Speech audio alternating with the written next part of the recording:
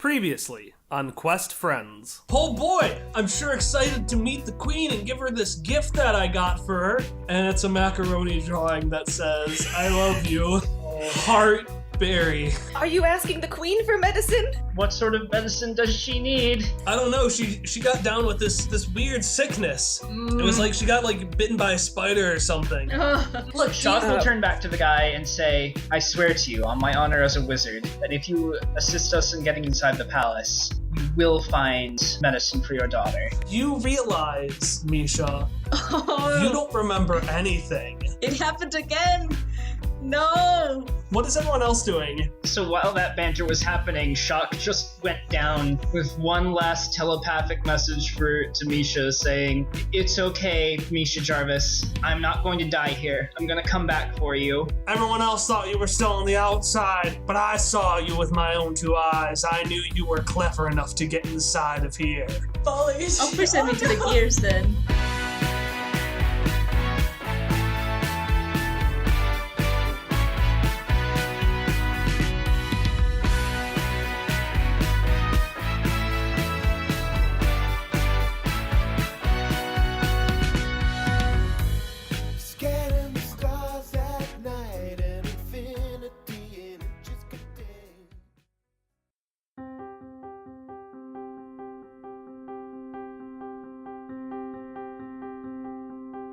The sun rises the same in Fasten.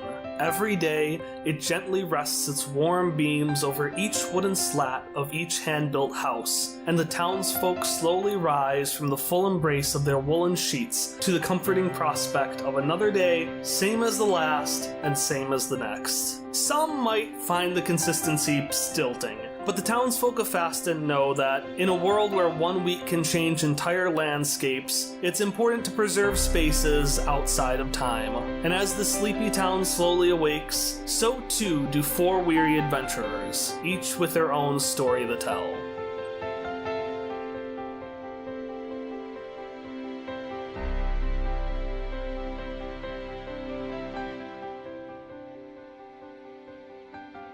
So it's later in the day when Shock originally woke up from that whole experience in Charmonde. You were able to talk a little bit to Mako, but he made it pretty clear that it was important that everyone took a day to rest and relax while he got everything kind of fixed and was able to meet with you. So Mako says he's going to meet with you tomorrow, but has made a very big importance that everyone takes the day to explore the town of Fasten, which is this adorable tiny little town a couple hours away from Charmonde, if you're going by water-powered land boats. So everybody is going to have their own little moment of time to explain kind of what they're doing over the course of this day. And we're going to start with Shock, who is actually the same as Jacques. I just am finally pronouncing his name right after 2 entire arcs. It's fine. Shock would never correct someone how to pronounce his name. Oh no! Quick question. Should we describe our mechanical level ups first before we get into the story time, or? Yeah, and I mentioned a couple of episodes ago that I was getting rid of the typical leveling up and we were going to level up at the end of each arc. So we have done 2 arcs, which means we are leveling up from tier 1 to tier 3. That gives us a whole bunch of goodies to play with, but for simplicity's sake, we're going to focus on 2 things. We're going to focus on skills, which are basically things that make any sort of task easier, and then there are also abilities, which are special things that people can do that just other people just flat out can't. Like, I can try my hardest to lift something, I can't even try to shoot laser beams from my eyes. I mean, I have, but it hasn't had any sort of result, while at least lifting something has had minimal effect. Just disappointing, Kyle. I know, it's so sad. Although I actually with Cyclops, he wears pretty cool shades, so I'd be cool wearing those shades all the time. Anyways, Tom, how did you level up?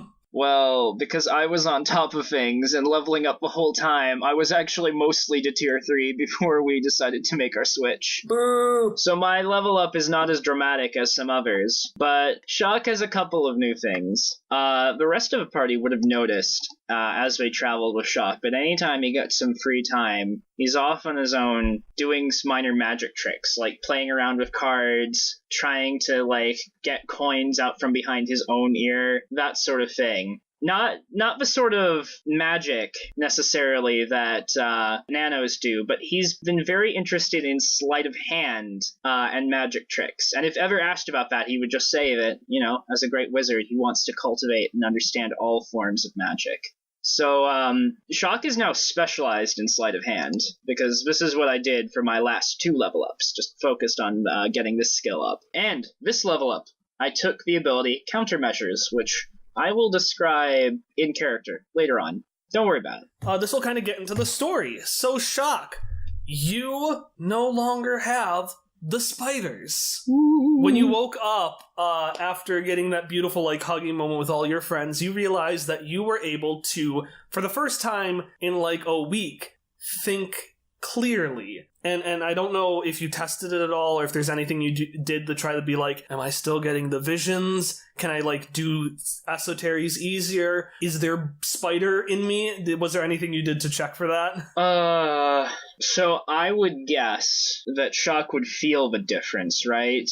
And knowing what they went there to do, and what he just went through, I think he can put 2 and 2 together. But if he spoke with Mako at all, in the immediate aftermath, he probably would have asked if, there were any lingering effects, if there were still spiders in there, that sort of thing. Mako wouldn't have gone into detail, but he would have told you that he was able to basically get most of it out. Okay. The important mechanical thing is that you don't get a penalty for doing intelligence things anymore. Whoa. So you're no longer useless. Whoa. So with this new kind of swing in your step, what are you doing for your day off? After getting the news that Mako wanted them to take a day off, Shock might have seemed a little huffy. It's hard to say, because he still isn't very good at expressing his emotions, but the party might have noticed he felt a little off, and he decided to go off into the marketplace. And he is going to try to hunt down a merchant who deals in microchips or other spare parts. You've been going from stall to stall, Amy's Anine accessories,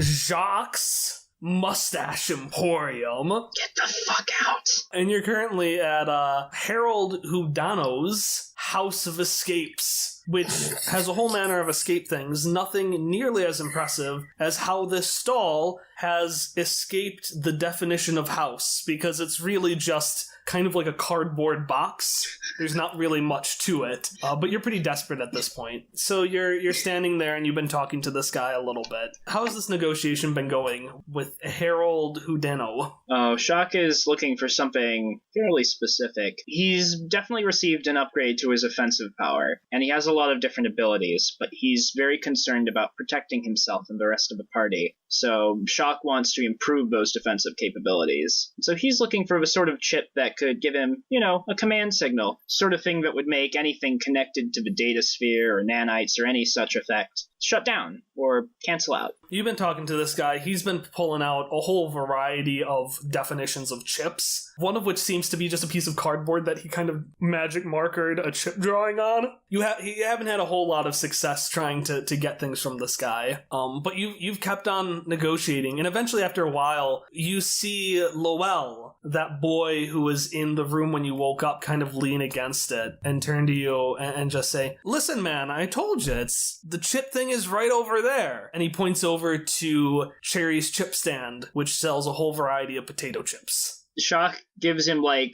clearly frustrated side eye and doesn't say anything to him at first. "Listen, man, if you're not going to tell me anything, I can't help you find the chip you want. I don't even know your name is Shock, right? That's what people seem to call you?" Shock steps away from the stall he's at, and without really looking back at Lowell, just says, "Yeah, that's my name. Why are you here?" "See, Shock. Now we have a start. We're going somewhere, buddy. And I said, I am here to help you find a chip. So what are you looking for?" Shock lowers his hood, opens the hatch in the side of his head, and points to the interface there and says, "I would thought you would know by now, all things considered." That is disgusting. But it does explain a lot. He shuts it and pulls the hood back up. "It's just my spell book, Think of it like that." And as you keep walking, you suddenly find yourself by this big shed that has a lot of hammering and whirring sounds from within it. And as you turn over to look at it, you see Lowell standing in the doorway, and he looks back at you and says, "Hey, there's a whole lot of metal in here. I mean, that's what chips are made out of, right? Shock enters the building. Yeah, so you enter the building and you do see a whole bunch of stuff in it. It seems like a big shed. There are a couple of things being worked on, a couple of like inventions, suits, some Numenera that seems to be modified. And in the center of it, working on a fairly hefty vehicle, is a pretty and pretty buff woman with a bit of a handlebar who turns over to you and says, "Hey, how can I help you? I sound like Mako. I'm going to change my voice. Just give me a second to think about it. You can talk to me while I figure out what my new voice is." I apparently need to figure out Shock's voice, too. I feel like I'm doing it wrong. We're having a weird day here today. Sometimes the data sphere just like, kind of Freaky Fridays are voices. Shock, reminded, as if by divine intervention, closes his eyes, sits down on the ground, and contacts the data sphere with my connection power.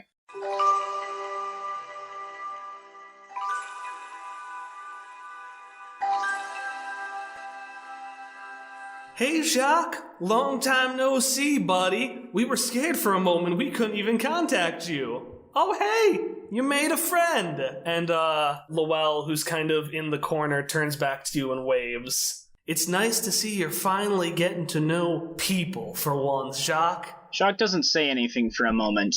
What can I help you with? Or are you just here to talk to us for once? Because it has been a while. I'm looking for a specific part, a control chip. Where can I find it in town? You can feel the spirit almost leave you for a second and kind of like leave through the door as if a gust of wind. And then it comes back and says, well, I mean, there was a chip stand outside. And Lowell pipes in, that's what I said. It sounds like you're not looking to eat anything.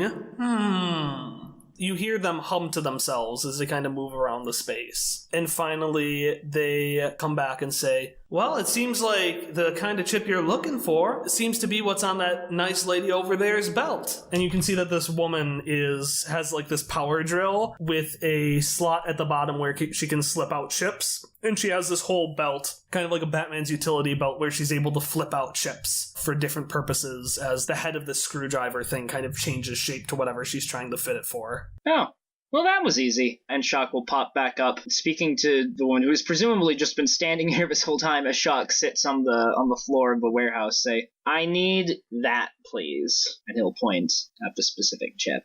She's gonna look down and look up. I just want to make something clear. You're not, like, doing a stick-up or something right now, are you? No, I have money. Do I have money? In fact, Lowell pipes in. He says, do you have money? Or are we doing a stick-up? I need to know. I can't be involved in a stick-up. Shock. I have money, and he fishes out 4 shins. I can also work for it. I work sometimes. All right. Well, what can you do? Do you need anything cut? Like some really thick metal? Well, yeah, actually I do. And she goes back to the back of the vehicle and she kind of shows you some things that need to get cut and need to get taken care of. All right. And so we're going to flash forward to a few hours later. This woman, Lorelia, has been just super helpful. It looks like she seems to be the town mechanic. And so she's been helping you out. And especially once she found out that you were part of the party that brought in Mako to help heal Jerry's daughter, Rosemary, she's more than happy to give you that chip. And so now we're at the end of the day as you're leaving, and Lowell just says, nothing like a day of hard labor to get a chip for your brain. Well, that was only just the start, you realize. And Shock sits down outside in the ground, opens up the hatch again, and sets up a mirror so he can see more clearly the slot where he plugs it in. And then Lowell would see him start tinkering with a glove. Shock's left hand is the one that has the glove for cutting light on it. But he starts building a second glove for his right hand with little mechanical bits that go over the knuckles and the fingers, almost up to the tips, and then stretch back into the glove by the wrist. And after a few minutes of piecing this together, he holds it up, shuts the hatch in his head, and starts flexing his fingers in the air, and a sort of holographic light display appears in front of it and can be moved around a little bit. And then Shock nods and says, with this I can shut down just about anything, as long as it's Numenera anyway. I can deflect attacks, I can turn things off. I have to be touching it in order to use it, but this will work. And then Shock will stand up again, face Lowell, and say, you've been here all day, and you still haven't answered my question. Why are you here? do you want with me? Why are you in my head?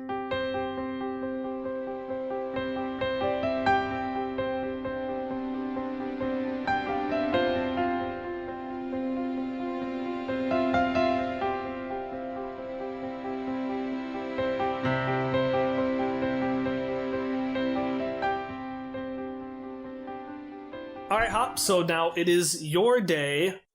Should I do my level up stuff? Yeah. What are your new skills and abilities? Well, my new skills, this isn't a new skill, but my parkour skill, I am now specialized in. So parkour all day, every day. And then I also gave myself skills in perception and stealth. Okay. And then my abilities, I gave myself experienced adventurer. I definitely know what that does off the top of my head. And I definitely typed it in my thing. Ow. Oh, I found it. When I use a non-combat skill successfully, if I did not roll a natural 19 or 20, I can apply a level of effort after the roll to get a minor special effect. Yeah, so if you climb something and you succeed, you can put an effort to succeed a little better than usual. Real good, because I'm an experienced adventurer. Not real good, because it's not a major effect. It's pretty good. Pretty good. Pretty good. Hop's pretty, and he succeeds pretty good. Yes. And then my other thing, I now have mind reading abilities, which we flavored as the influence of the pin, because I've had it on me for so long. Ah, that's a good idea. Because Hop doesn't have any, magic abilities, but the pin lets him tell what people are thinking with his excellent observation skills, and we're flavoring it. I get 3 questions, 2 yes or no, 1 open-ended, right? Yeah, so the way I have it written down in your character sheet is, by analyzing their mannerisms, you can interpret the inner thoughts and feelings of a target. You can ask the GM 3 questions about what the target is thinking. 2 must be yes or no, but the 3rd can be open-ended. And that's not like you have to ask 2 yes or no and then 1 open-ended. You could start with an open-ended question and ask 2 yes or no. So that's what Hop's got going on. So that's what he's got going on skill-wise. Skill-wise. But what's he got going on life-wise? What's he doing in this day, in this town? Well, life-wise, I think he was the only one wearing his normal clothes throughout this whole sewer adventure. And he likes his clothes, so he's gonna go get them properly cleaned at a dry cleaners today. They need a professional cleaning. You go into the dry cleaners, which is this pretty small establishment kind of off the main road. And as you enter, you see this large, hairy man who turns over to you and says, "Oh, Mr. Scotch, why does everyone sound like Mako?" Because his voice is the best, obviously. Fuck it. Okay. He's like, "Hey, and now I sound like a little boy." In fact, yes, you're gonna see a little boy. You're going to see a man and a large hairy man in the back who's been working on dry cleaning. And you're going to see a little boy turn around who's been drawing with a pencil that shoots out pieces of macaroni. And he's going to say, "Well, hello, Mr. Scotch. It's super nice to meet you again. Thanks for saving my sister." "Oh, hey, Barry. Yeah, nice to see you." "Well, hi. I'm in charge of taking orders today. Can I help you?" Well, so he would have changed into, what his other clothes are in his explorer's pack. Alright, what are his other clothes? I don't know. They're the same as it's just another, button-up shirt. He's only got the one jacket and hat and stuff, but he has, extra button-ups and khaki pants or whatever in his... Can I ask the GM flavor, that the reason you don't wear it normally is that there's a little tag on the side that says "Cool Kids Come from Key"? No! Why would I have that? Is that... Because it's something you just got on your adventures. You just picked it up. He only cares about the one good set of clothes he has. He tries to wear that most often, which is why he's going to get them nicely cleaned today. So he's wearing his stupid extra clothes that he doesn't like, that is a tourist shirt that he bought from G. And he's going to hold out his normal clothes he's holding. He's like, "Well, it got kind of dirty after our whole debacle there. So, can I have these cleaned today?" "Oh, of course. Do you have money?" "I do. How much would it cost?" "I have 13 shins." That's too much money. "How about, 10 shins?" Oh. 8 shins. 5 shins. 2 shins.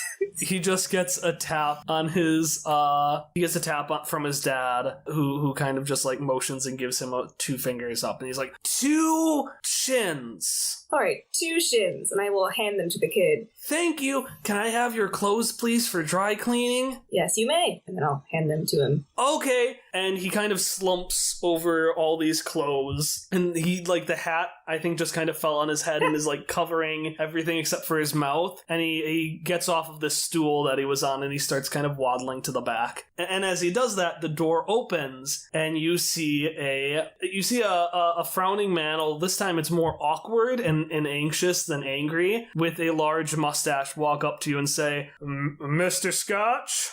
Yes, how can I help you? So, back in Charmande, you said you would write me a letter of recommendation? Oh, this is Don? Yeah. I would recognize Don, so I would change that to, like, what can I do for you, Don? Okay, and then he says what he says. Okay, yeah, that still holds. When do you want it by? Well, I'm applying for a job in 5 minutes. 5 minutes? Why didn't you give me a warning? I was busy applying. Good. Okay. Can I say I have, like, a notebook? No. No. I'm gonna say you left your notebook at home because God. you were carrying all the clothes. Okay. If you want, I can make it a GM intrusion, but no, you don't have a notebook. I don't have a notebook. Can I turn to Barry's dad? Is he still in the background, and ask how long it will take for my clothes to be cleaned? You just hear the whirring and washing of the dry cleaners. You hear whatever sounds happen to the dry cleaners, and it's kind of overwhelming whatever you're yelling. Coat hangers squeaking by on poles. That's what dry just a cleaners bunch of sound like. squeaking coat hangers. In fact, one of the hangers you could swear is just staring at you and going squeak, squeak, squeak, squeak. All right. Well, I'm sure this will take like an hour or so. Would it help if I went with you? If you would be willing to. Well, I don't have time to write you a letter. I didn't know you had an interview in 5 minutes. Okay, I guess we're gonna have an interview. Well, what did it be? I didn't... Yeah, so you flash forward and you are at the interview for kind of a caravan near the outside of town that seems to be kind of going from place to place and needs someone to help them move things and provide a little bit of support. Some of the job requirements, as Don says, is the ability to stay standing for 72 hours straight, Okay. which he claims is about like half of what he's used to. Okay. So yeah, you're gonna walk up and you're gonna see this lady. She's gonna turn over and say, Don, it's a pleasure to see you today. Here for the job application? Yep, yes I am, and this is my letter of recommendation, Hopper Scotch. I didn't know letters look like people now. Hi.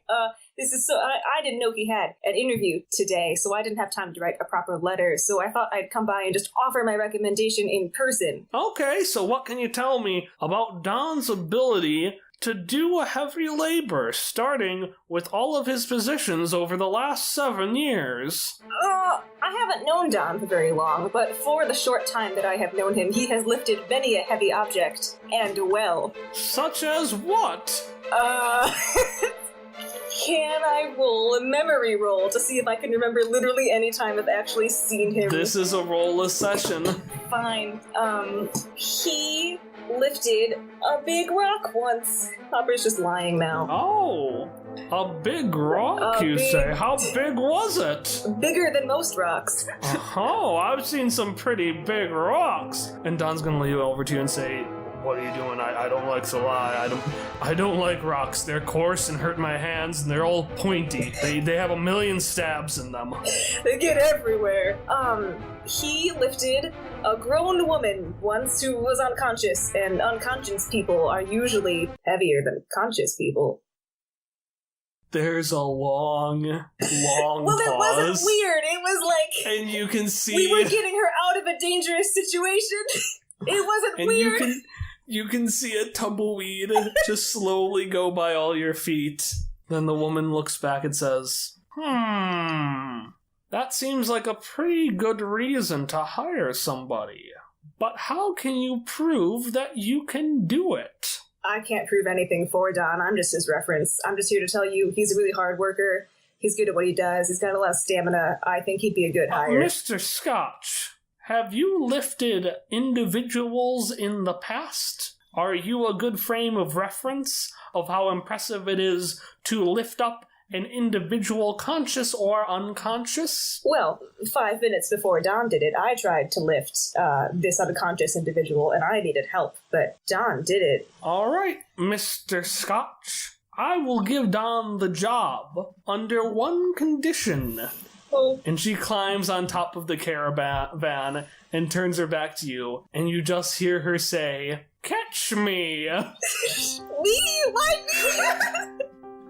And I think that's going to be the end of our session with Don.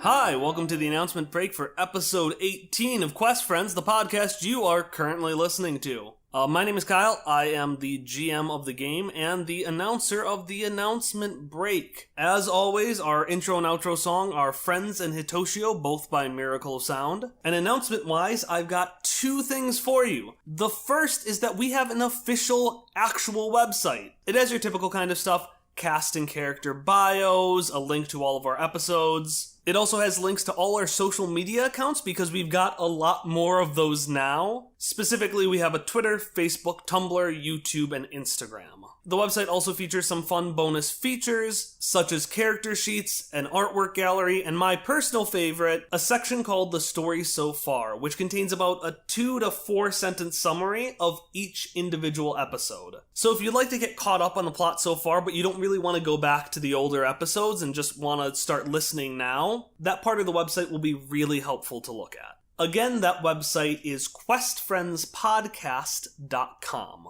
The other announcement is that our next episode is going to start the next arc of our story. And if you want a little sample of what might be happening during that arc, we have a little promo teaser that will be premiering at the end of this episode. So just listen to the end of the music and then the promo will start playing. Besides that, that's all I've got. My only call to action is to check out the website and or check out the promo. And of course, tune in with us for our next episode on Monday, July 9th. I'll see you then.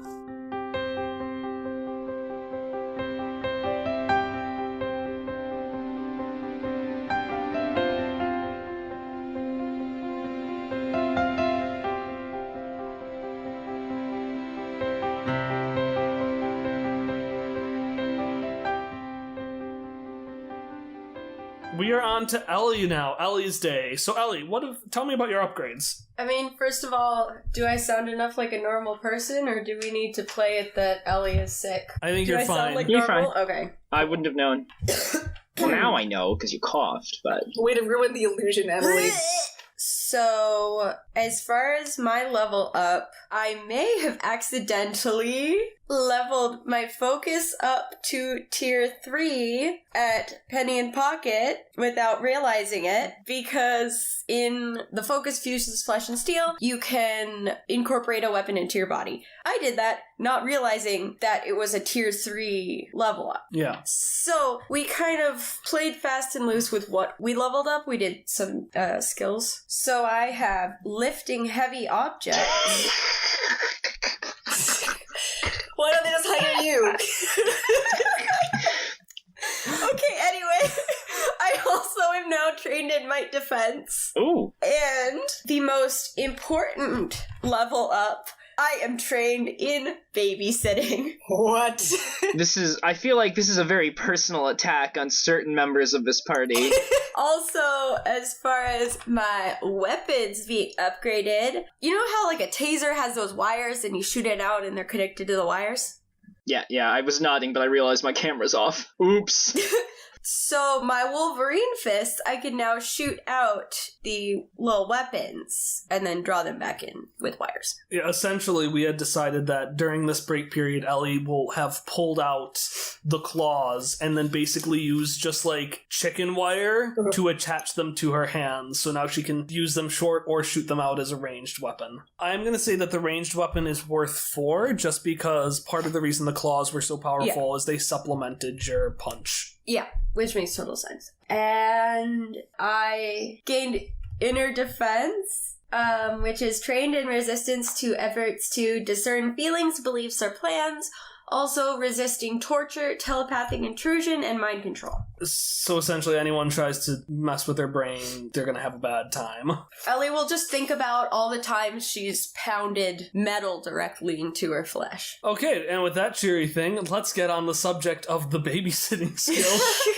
Well, I also, do we need to play through this weird healing process, or can I just, heal myself? You can just heal yourself. So one of the things is that healing is a bit weird for Misha and Ellie, and each of them have their own little modifications. So for Ellie, we've decided instead of doing what we normally do, she's just going to lose her first recovery roll of each day. Just because that's easier than kind of what they have in the rule book. All right, so Ellie, this is your day off. What are you doing? Well, I was kind of hoping to invite Mauve for a walk, because with all this using my fists as heavy weapons, I may have dulled the blades a little bit. Probably not, but getting your hand blades sharpened is a really good bonding activity for older women. And so I'd like to invite Mauve out to go get my claws sharpened. Okay, so you are outside of the metal cure station,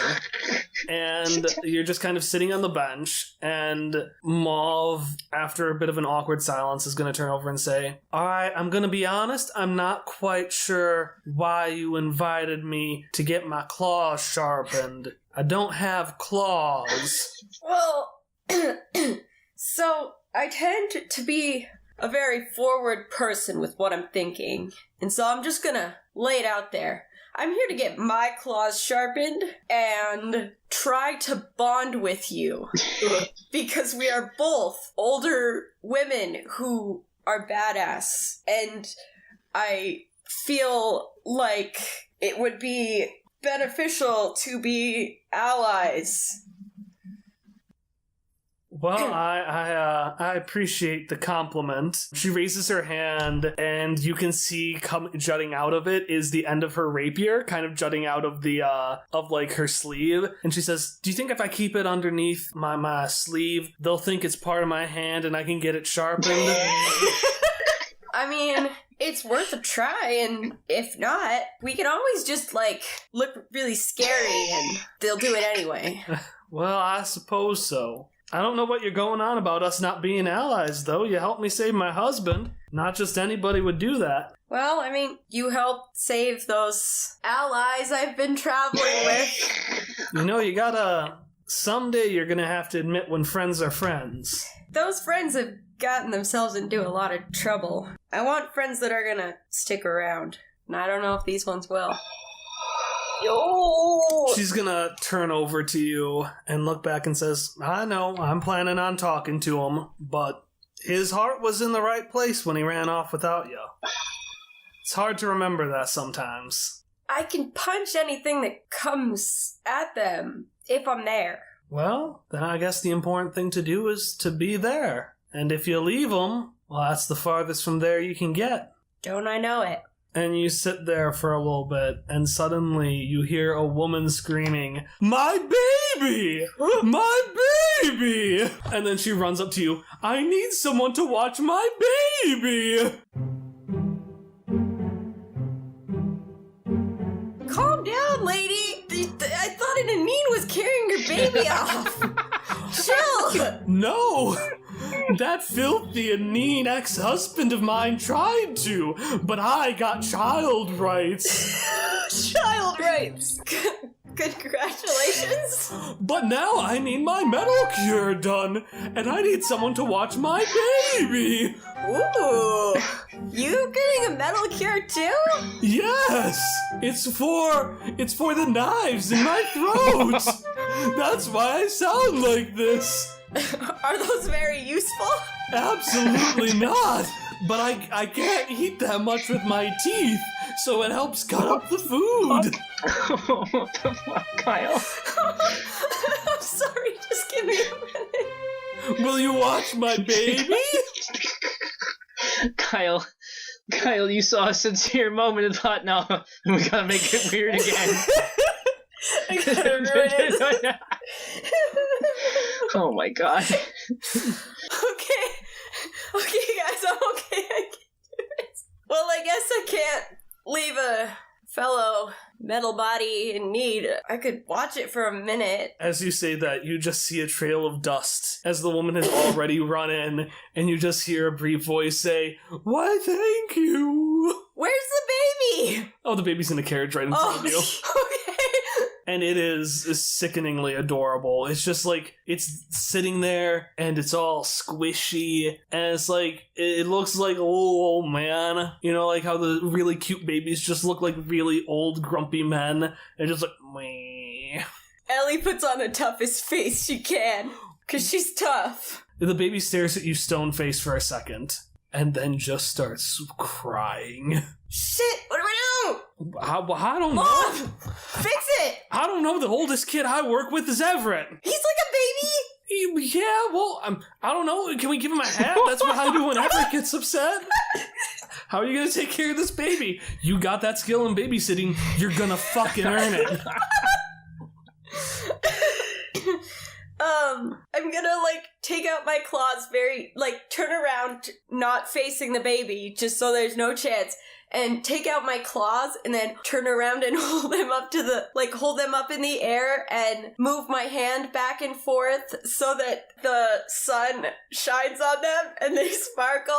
The baby stops crying for a little bit, and it's like, oh, and then starts crying again. Okay, that's actually probably for the best, because, if it reached for it. Do you want me to go back and have it reach for it instead? No! Yeah, no, it starts crying. No! No, you don't let us redo rolls. I am not gonna let you go and make this terrible. You go, well, no, but when you retract your claws, it cries harder. I'm gonna lean down, kind of kneel on the ground so my head is about level with the baby, and I'm gonna move my head back and forth and let all the things on my hat kind of jingle. Oh! And then it seems to be getting better, but it looks like it could cry any second. Oh. I want to take one of the, pearl strings off and wave it in front of the baby, oh, look at this. And then I'm gonna hum.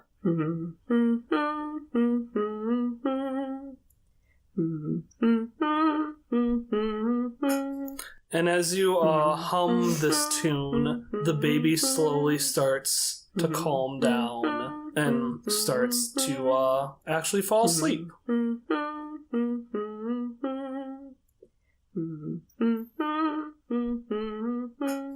And it's a little bit later, and the woman has come back and she's gotten her baby. The second she started talking, the baby actually remained quiet because it's used to her horrible knife-filled throat.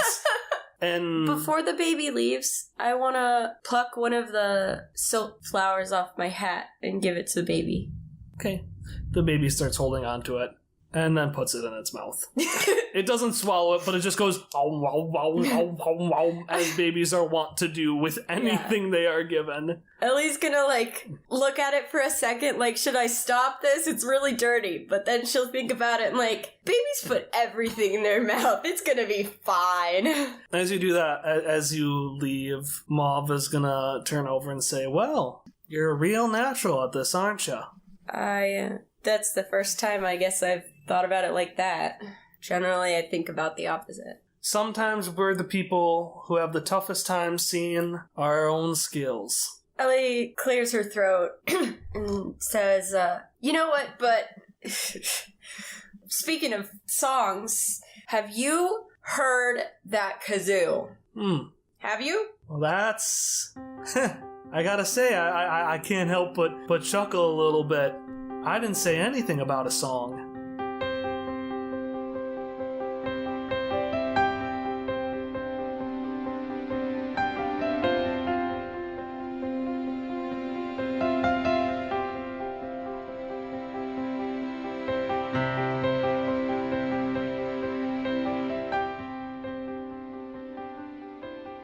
let's do our final episode of the day. So, Misha, before we get into everything, describe your new skills and abilities that you've gotten. All right, so I have a new kazoo song. Oh. I got a new kazoo song, and I am going to say that Misha just has been kind of trying to learn new songs after, the one that they knew didn't really work as much for Suck that one time. So I have this aggression skill where basically it's this really annoying tune that if I play it, I just basically make them really primitive and angry and aggressive and stuff like that. And it mechanically just has an asset on the might-based attack rolls and stuff, but it's just a thing that really annoys them and helps people fight better. So that's a thing. Another thing that I have is shock to the system. So that one, it's basically Misha floods the mind of a target with disturbing images and ideas and makes them unconscious or at least not able to function for 2 rounds on battle. And the way that I am going to flavor that is that Misha just hasn't been in the best of places recently, especially since they got their memories back the second time. And so basically it's when they just get too stressed and they just project it to whoever is next to them, which is kind of a problem. Yeah, and the one thing to know about that for other players is that if that person gets damaged, the effect ends. So it's kind of like if you have a bad dream and somebody pinches you, you wake up. So if someone gets hit during shock to the system, they get conscious and are probably more upset than they were before Misha knocked them out. Yes. And then another ability that I got is Fling. So I am able to choose a creature or object that is my size or smaller and within short range, and I can violently launch it in a short distance. So I am going to just say that Misha doing the thing with Ellie last session kind of, it's not the only time that they have done it or they did it and then they actually liked doing it. So they have been practiced doing it with Ellie for practice purposes. And so I want to specifically do it mostly with Ellie. So as a kind of dual attack where I just choose her and toss her to enemies for major damage since she's so heavy. So yeah, the way so happy. Yes, other thing that I have that I didn't have, their connection to the datasphere has gotten stronger after they were able to regain the access to the datasphere after being it being so close, and it came back, but it came back kind of with a punch. So I have that datasphere update where basically at the beginning of one day I can receive a rush of images specifically for one specific thing on the datasphere, and I can become trained on a specific task each day just for that one day, basically by receiving images and stuff from there. Yeah, and that'll be something I should explain about day mechanics is that if we go over the course of multiple days within a session, which for us every session is approximately every 2 episodes, if we go over multiple days then Misha can update every day. Otherwise, once per session, Ari will be able to use this ability. And to distinguish it a little bit from Hallie's flex ability, which is basically the same thing, Hallie's going to choose hers at the beginning of each session, and Ari will be able to use this ability basically whenever she wants, but only once and only for the remainder of that scene. Because, for example, our last arc took place over 1 day, and I don't want I don't want people to have 1-day abilities that they only get to use once every half a year. Yeah, and that's actually how I have been taking the one that I had before, my Google thing. I have at the beginning of each session or every session have done it rather than every day. Yeah. And then I'm trained in throwing, but that's tied to the thing that I have with Ellie. And then I'm trained in a thing called Master of Disguise because, they really disguise themselves as something. They're still impaired in persuasion, so even though they could disguise themselves as something that they're not, it doesn't mean that they can't convince people if they are asked what specifically they are. So it's kind of an interesting combination. Misha can easily convince people that they're somebody, but then they're fucked beyond that. Yeah. Basically. One last ability we have is Overload Device, which is basically using the data sphere to deactivate a device. And we can go into more detail about that, I guess, when we use it. So none of the things that I have necessarily require Misha to go out into town and get them. I mean, they are definitely not in a good place right now, and that's the thing. But I assume that most of them, they just got them by having the memories slowly come back after this arc and all the implications that come with it. Yeah, let's get into that. So as Ari said, all of Misha's memories have come back, and they've come back kind of slowly. And one of the things that should be noted is that it's not like Misha's new memories have been overridden. It's not like, oh, you know, they have more memories about Ellie being named Ellie and not Ellie, but Misha has both of those memories, and it'll be up to Ari to figure out how they... Yeah, so that's why they're kind of not in that best of places. It's because they still have conflicting information, and they have to figure out how to deal with that. So that's the thing. Okay, so we're at the end of the day. The sun is kind of setting, because you said you spent most of the day just kind of catatonic, right? Yeah, I mean, while they were not necessarily catatonic, they were fiddling with their kazoo and such, but not really responsive. They were just like practicing some songs and stuff. Getting out that aggression in that new tune, which I am so excited to hear. Okay, so we're near the end of the day. The sun is setting, and you've been doing that all day. So you've been sitting around most of the time. You've noticed, you know, people coming and going from the cabin that you were allowed to stay in, you know, some of the other party members as they've gone about their day. You saw once at one point a bunch of kids go to see some kid band or something, you know, band that performs Kids for kiddos, and then they've come back. That seems to end, you know, pretty close to the end of the day. And then people are going in and out about their jobs. Okay. By the time the kids or those come back, Misha's kind of come to a decision, and then what they're going to do is first they're going to they're going to look for a piece of paper or something that they can write something on, which I assume there will be something in the cabin somewhere. Yeah, there'll be something on it. All right. So Misha's going to pick the paper, write something down on it. It's going to put it in Shock's bed and take their scarf and put it also there. And then they're going to just grab some stuff, their bat and all of that. And then they're going to go out of the room and look for the kids that were outside in the plaza. And they're chatting around, they're being like, oh my god, that was so good! I love that! Man, that was the best part of my tiny little time on this planet. There's nothing better than Barry's baritone band. So Misha is going to approach the kids, and it's still going to be semi-serious, and then they're going to be like, oh, salutations, young humans. My name is, and they're going to introduce themselves as they always do. I could not help but overhear you talking about a spectacle that you attended, and I hear something about a band. Can you elaborate on it? I have been listening to you talk about it for a while, but I had just decided to come and inquire about it. They all like kind of circle around you and kind of like a mini wave just push you towards the band. This mob is just rushing towards it, and they're like, Mr. Barry, and you see this guy who's like in like a suit and looks like middle-aged, and he's like, oh, well, actually, kids, my name is Barney. How can I help you today? Oh, salutations, Mr. I believe your nomenclature is Barry the baritone. My nomenclature is, and then Misha is going to introduce themselves as they do, and then they're going to be like, oh, I could not help but overhear that you are part of a band, and these young humans seem to be highly interested in your abilities. May I ask if you reside in this town, or what type of band do you form a part of? Well, we are Barney Baritone Band. So it's me, I play the violin, and then we've got... And then we've got everyone else. Then we've got Emmy over there, who does the drums, and Jeffrey, who does some pretty cool guitar stuff. We don't have our baritone player anymore, but we're good old family fun for all kids to enjoy. Are your parents here?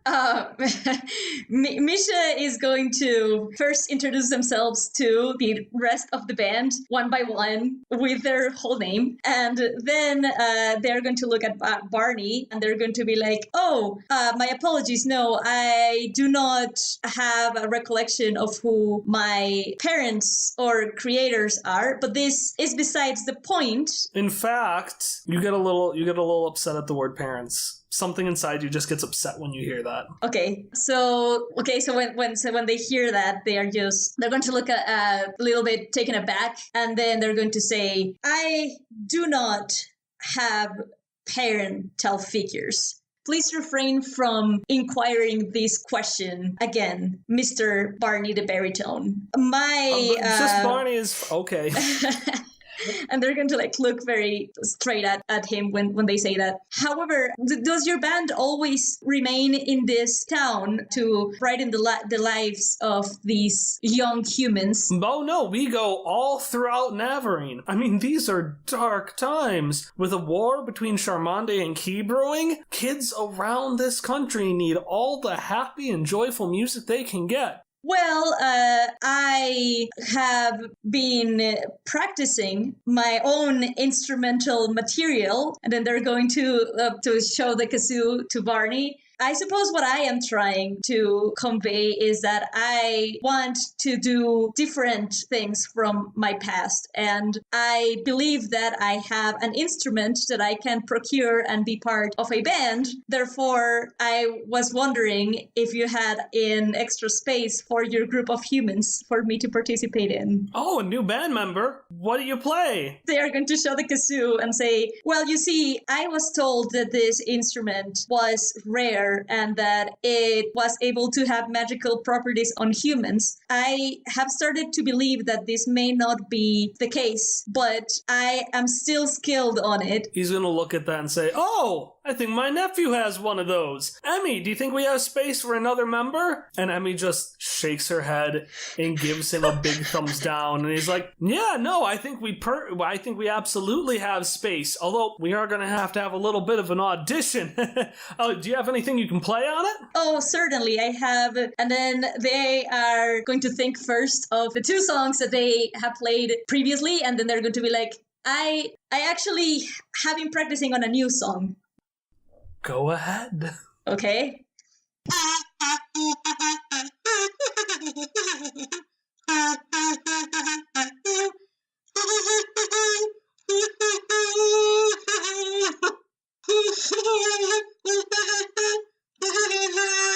So that's what they're gonna play, and they're gonna be like, I had that practice. I practiced that previously for somebody else, but I want to use it in my audition. No.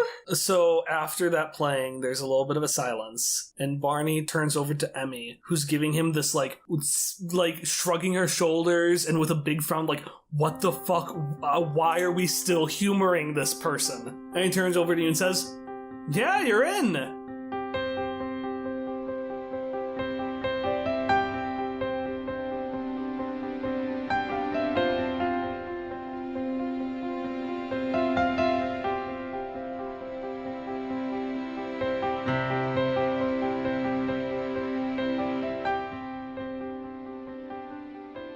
And with that, we are not ending the episode. Instead, we're going to turn over back to Shock. Okay. Who has, at the end of kind of his day... was fine. And Jacques, you open the door to kind of the chambers you got, and Lowell's rambling, and he's saying things like, "I gotta admit, as gross as the brain thing is, and it's really gross, that is really neat. You're gonna have to teach me more about that sometime." And suddenly, your face gets covered, and, like, it feels as if someone's trying to smother you with, like, a clothy pillow, and eventually the cloth goes down so you can see through your eyes, and you see that this purple scarf has wrapped itself around you, and is holding this note in front of your face. And, Ari, what does the note say? What the fuck? Sorry, the note says, "Here is the best part of me. I hope you remember me for that."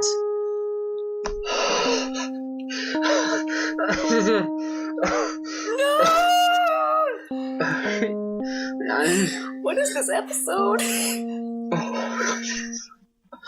I want for the record for our viewers to know that I was already like softly crying on mute when Misha played Africa, which was going to be our song. Oh, Look, it's still our song, okay? It's I fine. panicked. I'm It's sorry, fine. I It's fine. panicked. Everything's. Oh God! All right, let me compose myself. Shock is going to immediately turn to run out the door and say to the scarf, "Take me to them." To the scarf! Yeah, and the scarf kind of like just pulls at your neck. Shock is running and cursing himself for wasting his data sphere question now when he needs it most. And Misha, you're packing all your stuff onto the back of the Anine, which the band uses to kind of carry their gear. Misha, no! And as you're about to get on, you can turn over and you see this scarf just fluttering as a 19-year-old boy just chases, trying to keep up with it, occasionally like tripping and having to hop to catch up.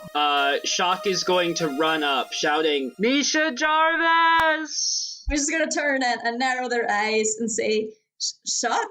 Misha, what?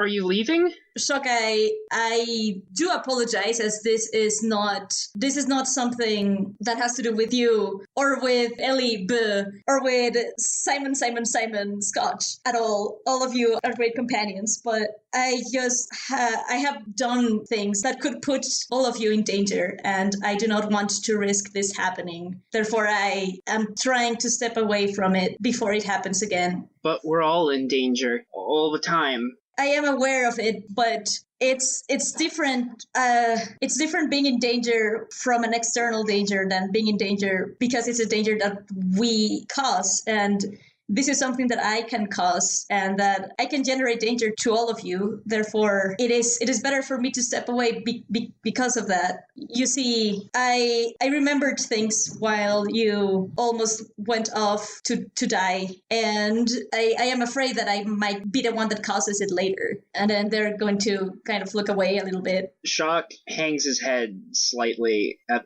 the mention of him going off to die, but then looks up with renewed determination and says, "We've all done terrible things. Well, maybe not Hopperscotch. But we've all done bad things. It's okay. Please, you don't have to worry about me. I can be safe. I trust you." But you see, I do not trust me, and being playing things, being on this band is less dangerous than being around somebody that I care about. You see, Shock, I removed someone's life, and they're going to their voice is kind of going to trail off as they say that, and they're going to be like, and I didn't know that I was doing it. I may have even enjoyed it. I am not entirely sure. My recollections are still not as great, but we can work through it. I'm not afraid. If you did something while you weren't you, we can find a way to protect against that. It could have been Ellie. What if it was her? Or what if it was Scotch? What if it was you? Shock is going to pause for a moment considering that, and then just sort of, can I retcon something briefly? Can I say that up till now, this has been happening mentally, this conversation? Yeah. So that... No, definitely. That's what I thought too. Okay. I wouldn't have said it just like in the middle of the street. No. Then Shock shouts out loud, "I don't care! I don't want to be alone again! It happened before. People have hurt me before, but it's okay. I trust you. I can't go back to the way things were. Please don't go. We'll fix it somehow. Well, okay, maybe we won't fix it, but we'll find a way to make it through it." Misha's going to stare at Shock for a really, really long moment, and then they're just going to hug to go into a hug. Shock returns the fuck out of that hug.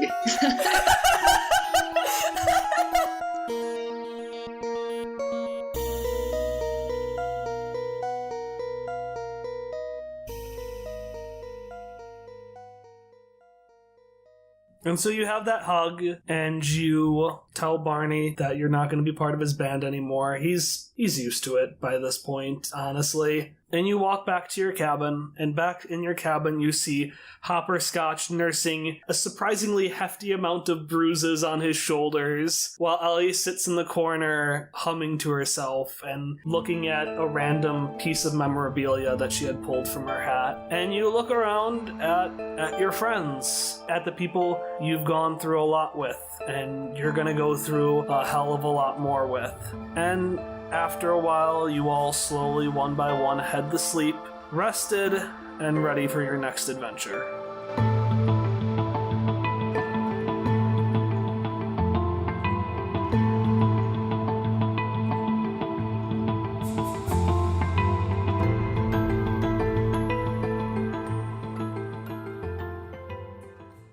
Quest Friends Theatre presents Don't Be Like Dunshire, a children's poem, written and performed by Lorraine Stiles. Deep in the steadfast lies a town made of glass, with a people so fragile they deserve a hard pass. Sure, it looks nice and shiny, with cute girls and cute boys, who stand straight to attention with adorable poise. But it's all a facade, a most terrible ruse. No, don't be like Dunshire, if you're able to choose. Don't be like Dunshire and tell secrets and lies and hide your hard feelings behind fake plastic smiles. Don't be like Dunshire and waste all your time on silly sideshows that don't earn a dime. Don't be like Dunshire and hide all alone as if the whole world were some deadly death zone. No, don't be like Dunshire. Don't be like Dumpshire. Don't be like Dunshire. It deserves utmost ire. Now, that being said, it isn't all bad. Even Dunshire has some joys to be had. And like a sweet bunny rabbit, but 10 times more smart, he'll hop, hop, hop, hop his way into your heart. But oh no, oh whoa, one day he'll fail too, and leave you all bored with nothing to do. But don't be like Dunshire. Give him a fresh chance to pull up those bootstraps and join one last dance. He might not deserve it, you might want to stray, but you're his best friend, you can't go away. So instead let him know, though not where or when, no fear, Hopperscotch, I'll see you again. Quest Friends Chapter 3 Questionable Measures will be premiering on Monday, July 9th. You can subscribe for updates on future episodes at questfriendspodcast.com or under Quest Friends on your favorite podcasting app. Be sure to sign up so you can receive the latest episodes as soon as they are released. After all, you don't want to keep her waiting.